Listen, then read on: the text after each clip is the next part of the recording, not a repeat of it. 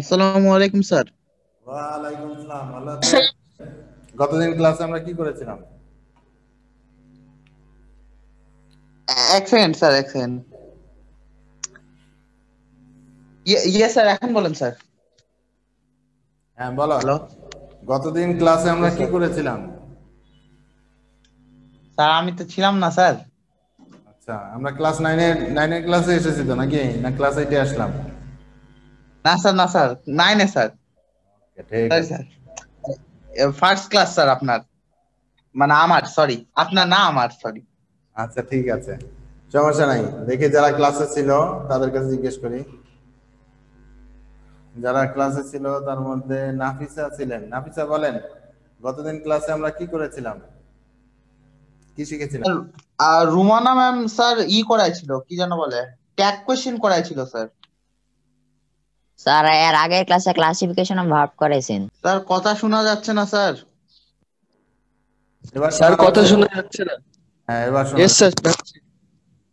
Speaker নিচে পড়ে of হয়ে গেছিল, দুঃখিত। ওকে, তাহলে বলেন এবার, যারা ক্লাসে ছিলেন গতদিন আমার ক্লাসে ছিলেন একটু হাত তুলেন তো। যারা যারা ক্লাসে ছিলেন। ওকে, রায়হান হাত তুলেছে। বলেন গতদিনের ক্লাসে আমরা কি করেছিলাম? স্যার আমরা modal verb, principal verb, auxiliary verb এগুলো পড়ছি। ওকে, তাহলে আমরা ভার্ব শিখেছিলাম, finite verb, non finite verb, principal verb, auxiliary verb, তাই তো? অক্সিলারি ভার্বের ক্লাসিফিকেশন কি বলেছিলাম?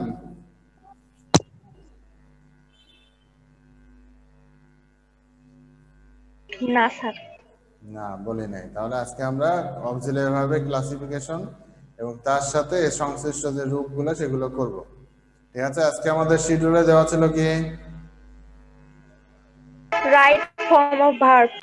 Right form of verb. Okay, thank you. তাহলে আমরা দেখি, তাহলে আমরা ট্রান্সফরমেশনের পরে আসবো, আগে রাইট ফর্ম অফ ভার্ব আসতে হবে। তাহলে right form of verbs,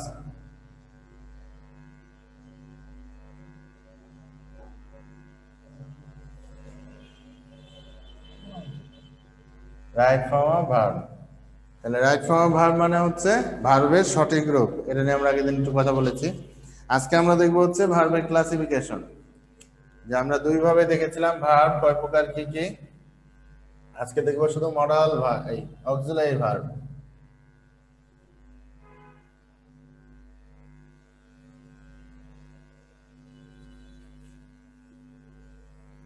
auxiliary verb আমরা যদি প্রধানত চিন্তা করি, অক্সিলারি ভার্ব হচ্ছে চারটা ভার্ব, যেটা আমরা আগের দিন বইয়ের পৃষ্ঠায় দেখেছিলাম যে অক্সিলারি ভার্বের দুইটা অংশ দেওয়া ছিল, একটা হচ্ছে প্রাইমারি অক্সিলারি আর একটা মডাল অক্সিলারি।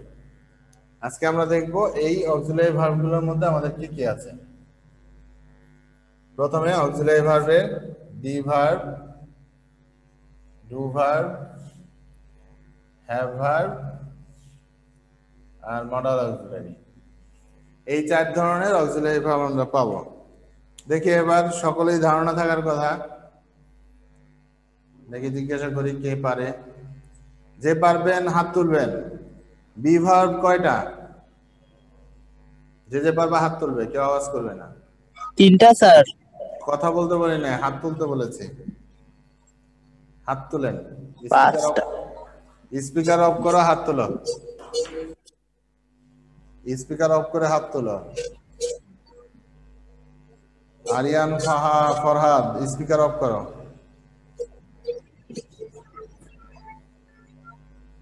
ওকে, বলেন স্বাধীন হোসেন, বিভাগ কয়টা? ইয়েস স্যার, পাঁচটা। পাঁচটা। কি কি? Am is are, was were. Am is are, was were. Thank you, সুন্দর। ওকে, তাহলে হাত নামিয়ে ফেলেন। বিভাগ হচ্ছে আমাদের পাঁচটি। স্ক্রিনে লেখা কি বোঝা যাচ্ছে না দূরে মনে হচ্ছে? যাচ্ছে স্যার। বোঝা যাচ্ছে স্যার। বোঝা যাচ্ছে।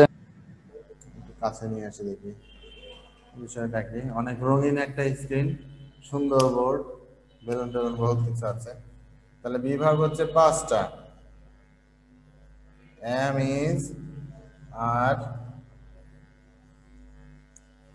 ওয়াজ। এবার একটা গুরুত্বপূর্ণ প্রশ্ন আছে, যে পারবে হাত তুলবেন। আশা করি অনেকেই হাত তুলবেন। ক্লাসে আমরা দেখতে পাচ্ছি আছে 23 জন। আচ্ছা, এবার প্রশ্নটা ভালো মতো খেয়াল করো। বি ভার্ব আমরা বললাম 5টা। বি ভার্বের প্রেজেন্ট পার্টিসিপল ফর্ম কি হবে? যে পারবে হাত তুলবে। বি ভার্বের প্রেজেন্ট পার্টিসিপল ফর্ম কি হবে বলেন। কেউ হাত তুলে নাই, তখন কেউ জানে না। বি ভার্বের প্রেজেন্ট পার্টিসিপল কেউ না তুললে আমাকে ধরতে হবে একজন করে। আচ্ছা, নাফিস, নাফিস শুনতে পাচ্ছেন? Yes sir. বলেন তো বি ভার্বের প্রেজেন্ট পার্টিসিপল ফর্ম কি হবে? পারবেন? মনে হয় না। স্যার আরেকবার প্রশ্নটা বলেন। কে পারবে হাত তুলতে বলেছি, চিল্লাইতে বলি নাই। স্যার প্রশ্নটা আরেকবার বললে ভালো হইতো। স্যার এটা পারবো না।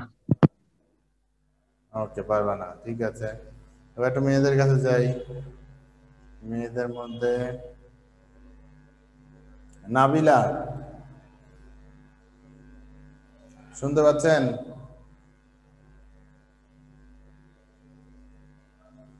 নাবিলা, শোনা যাচ্ছে কথা?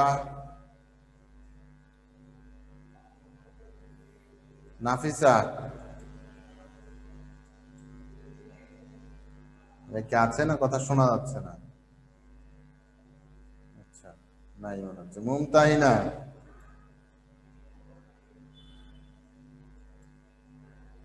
রোল নাম্বার দিয়ে রাখলে ভালো হয়, নাম না দিয়ে, তাহলে বোঝার উপায় নাই। আচ্ছা, তাহলে কেউ পারবে না। বি ভার্বের প্রেজেন্ট পার্টিসিপল ফর্ম হচ্ছে বিইং। এটা সবাই খাতায় লিখে নাও।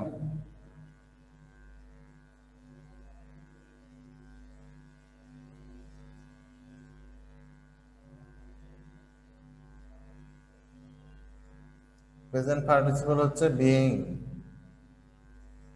আর পাস্ট পার্টিসিপল কি?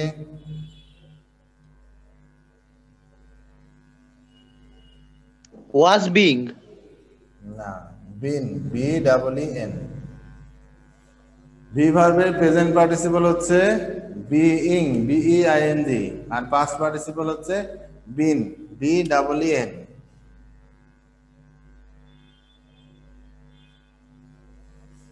ঠিক আছে, বিন। এবার ডু ভার্ব, ডু ভার্ব কয়টা? 3টা স্যার। 3টা। তিনটা। Do does did. Do does did. Be verb ছিল 5টি, ডু ভার্ব হচ্ছে 3টি। Do does did. Okay, have verb কয়টা? 3টা। 3টি। 3টা। Have has had. Have has had. Have has had. আচ্ছা, এবার আবার আমরা একটু আসি, আবার একটু জিজ্ঞেস করি। এখন তো ধারণা হয়ে যাওয়ার কথা। তাহলে বলেন তো ডু ভার্বের প্রেজেন্ট পার্টিসিপল ফর্ম কি হবে? ডু ভার্বের, যে পারবে হাত তোলেন। হাত তুলেছে মুমতাহিনা, বলেন। আর doing. Doing, thank you. Do ভার্বের প্রেজেন্ট পার্টিসিপল হচ্ছে ডুইং, ঠিক আছে। আর পাস্ট পার্টিসিপল হচ্ছে ডান। এটা আমরা জানি, এটা খুব ভালো মতো মাথায় রাখতে হবে। এই যে এরপরে আমাদের ট্রান্সফরমেশন আছে, তারপরে ভয়েস সেন্সের মধ্যে এগুলো সব লাগবে, ডুইং আর ডান। তাহলে হ্যাভ ভার্বের কি হবে present participle? Have verb having I guess sir। Having, okay, thank you. Have verb হচ্ছে প্রেজেন্ট পার্টিসিপল হচ্ছে having, H A V I N G, আর পাস্ট পার্টিসিপল হচ্ছে হ্যাড। হ্যাড। হ্যাড। এই যে আমরা এগুলো আমরা যখন কনজুগেশন অফ ভার্ব পড়েছি তখন এটা আমাদের শিখেছি। এইবার আর একটা ছোট প্রশ্ন। এই যে আমরা দেখলাম being been, doing done, having had, এইগুলা কি অক্সিলারি ভার্ব? কে বলতে পারবেন? এগুলো কি অক্সিলারি ভার্বের মধ্যে পড়বে?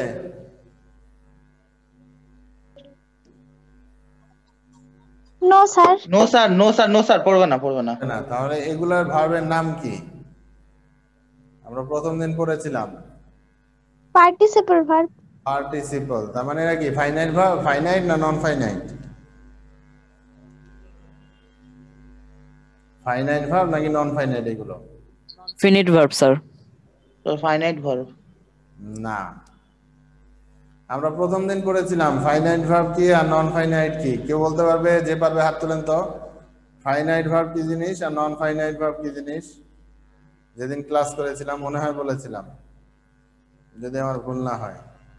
আর যদি না বলে থাকি তাহলে একটু বলেন যে বলেন নাই, তাহলে মনে পড়বে। Sir, class kari nahi. Class করিনি, যারা করেছে তারা তো কেউ আওয়াজ করে না।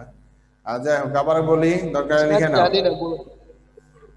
আচ্ছা বলেন, ফাইনাইট ভার্ব কি? আচ্ছা যারা পারো আর না বলে পারো- দেন, জানি না।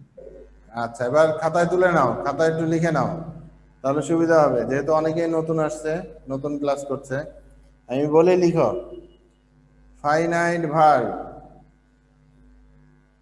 খাতা কলম আছে তো সবার কাছে? খাতা কলমে লিখেন Yes, sir. Finite verb. Finite verb যে ভার্ব সাবজেক্ট, পার্সন ও টেন্স অনুসারে, যে ভার্ব সাবজেক্ট, পার্সন ও টেন্স অনুসারে পরিবর্তিত হয়, পরিবর্তিত হয় তাকে ফাইনাইট ভার্ব বলে।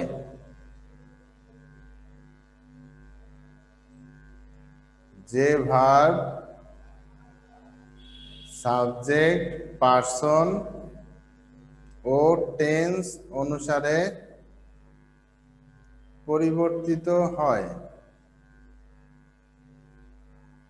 তাকে ফাইনাইট ভার্ব বলে। ওকে, আর তাহলে নন ফাইনাইট হচ্ছে এর উল্টাটা, যেটা পরিবর্তন হয় না। একই কথাই, শুধু একটাতে হয় সেটা হচ্ছে ফাইনাইট, আর যেটাতে হয় না সেটা হচ্ছে নন ফাইনাইট। ঠিক আছে? গতদিন যারা ক্লাস করেছিল তাদের মধ্যে কেউ একজন কি বলতে পারবেন? আচ্ছা, নামিরা তাবাসসুম আলম, ইনি ছিলেন ক্লাসে, এটা আমার মনে আছে। শুনতে পাচ্ছেন?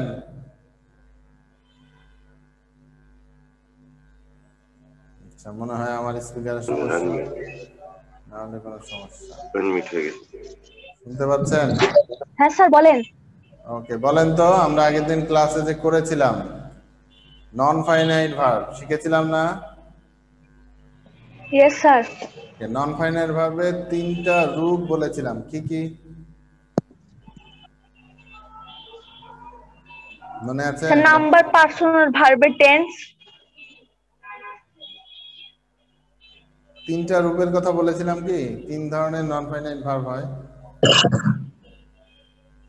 দুইজন হাত তুলেছে। আচ্ছা ঠিক আছে, তিনজন। হ্যাঁ, অথই বলেন নন ফাইনাইট ভার্বের তিনটা রূপ কি কি? স্যার একটা ইনফিনিটিভ, 2 নাম্বার পার্টিসিপল আর 3 নাম্বার ভার্বের past participle. Good, thank you, সুন্দর। প্রথমটা হচ্ছে টু প্লাস ভার্ব, যেটাকে আমরা বলবো ইনফিনিটিভ। আর একটা হচ্ছে ভার্ব প্লাস আইএনজি, যেটাকে আমরা দুইটা নাম দিয়েছিলাম, প্রেজেন্ট পার্টিসিপল বা পাস্ট পার্টিসিপল। আর আরেকটা ছিল হচ্ছে ভার্বের পাস্ট পার্টিসিপল ফর্ম। এই তিন ধরনের ভার্বকে বলা হয় হচ্ছে নন ফাইনাইট ভার্ব। তাহলে এই যে দুইটা ভার্ব আমরা দেখলাম, ভার্ব প্লাস আইএনজি আছে দেখো প্রতিটার সাথে, আর এটা হচ্ছে পাস্ট পার্টিসিপল। তাহলে এরা কি ফাইনাইট ভার্ব না non finite verb? Non finite sir. Non finite. আর আমরা যখন ভার্বের ক্লাসিফিকেশন করলাম তখন দেখেছিলাম যে অক্সিলারি ভার্ব আছে ফাইনাইট ভার্বের মধ্যে। ঠিক আছে?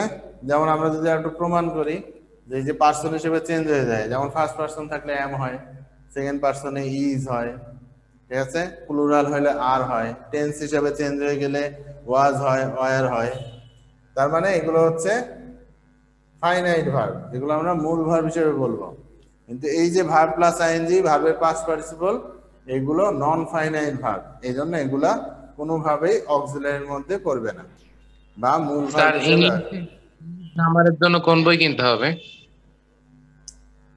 কথা বোঝা যাচ্ছে না, ভলিউমে আটকে যাচ্ছে না, কি হচ্ছে? ধীরে ধীরে বলো। স্যার ইংলিশ গ্রামারের জন্য কোন বই কিনতে হবে? আচ্ছা, ইংলিশ গ্রামারের জন্য কোন বই কিনবা, বই এখনো বাজারে আসছে কিনা বা আসলে আমাদেরকে দিয়ে যায়, সেই হিসাবে আমরা করব। আপাতত তোমাদের এইটে যে বইটা ছিল ওইটা থেকেই গ্রামার পড়া যাবে, গ্রামার সব বইতে একই থাকে। আপাতত এই মাস এইভাবে চলুক, তারপরে বই আসলে বাজারে তখন সাজেস্ট করা যাবে যে কোনটা। আরেকটাও কাজ করতে পারো, নতুন বই মাসে আসবে। আমি বলি যে আরেকটা কাজ করতে পারো, যারা গত বছর 9-এ ছিল বা তার আগের বছর 9-10-এ ছিল, তাদের কাছ থেকে একটা বই নিয়ে তুমি দেখতে পারো। নতুন স্যার ওরা বই এখনই দিবে না, ওদের হয়নি। আসবে পরে এখন, আর ওদের যেহেতু এখনো পরীক্ষা হয় নাই, 9-10-এ তো একটা বই থাকে, ওদের কাছে পাওয়া মুশকিল। যারা এবার পাস করে গেছে, 11-এ উঠেছে, মানে কলেজে উঠছে, তাদের কাছে পাওয়া যেতে পারে। তবে অতটাও জরুরি না, এই গ্রামার গুলো সব জায়গাতে একই আছে। এখনই যে মডেল কোশ্চেন পড়া লাগবে এমন কিছু করার দরকার নেই, ওটা সময় হলে বলে দেওয়া হবে স্কুল থেকে। বুঝতে পেরেছেন? এখানে টেনশনের কিছু নাই। ওকে, এবার আসেন মডাল অক্সিলারি। যে পারবেন হাত তুলবেন। মডাল অক্সিলারি ভার্ব কয়টা? যে পারবে হাত তুলবে, আওয়াজ করবে না। স্বাধীন হোসেন, অথই 2 জন, তারপরে নাফিস 3 জন, আর কেউ তুলে নাই, 3 জন হাত তুলেছে। আচ্ছা দেখি নাফিসকে দিয়ে শুরু করি। নাফিস বলেন মডাল অক্সিলারি ভার্ব কয়টা? 18টা। 18টা। আচ্ছা দেখি অর্থী বলেন। 18। অথই বলেন। স্যার 13টি। 13টি। আচ্ছা, আর স্বাধীন কিছু বলতে যাচ্ছেন? স্বাধীন বলেন কয়টা? না স্যার 13টা। 13টা, গুড। এবার আমাদের আবার নাফিস সাহেবের কাছে ফেরত আসবো। নাফিস সাহেব বলেন 18টা মডেল যে বলেছেন, নামগুলো বলতে পারবেন?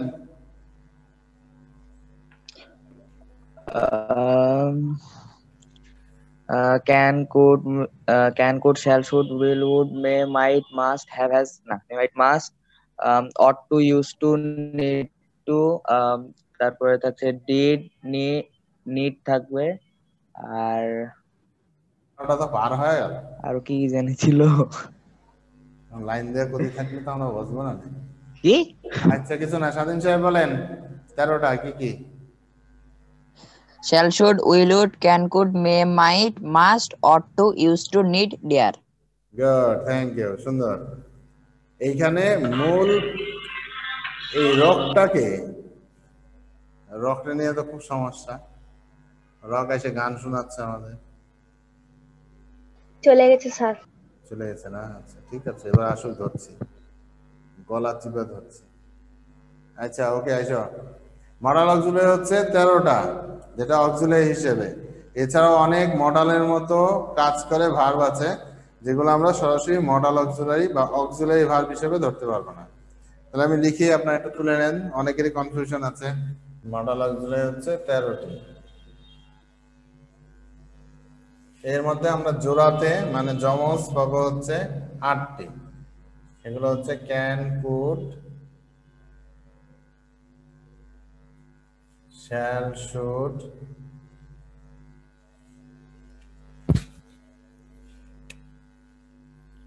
will, would,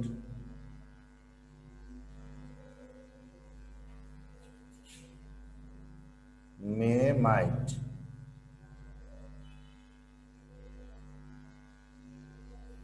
এই 8টা হচ্ছে জোড়াতে পাবো, আর একটা পাবো হচ্ছে মাস্ট।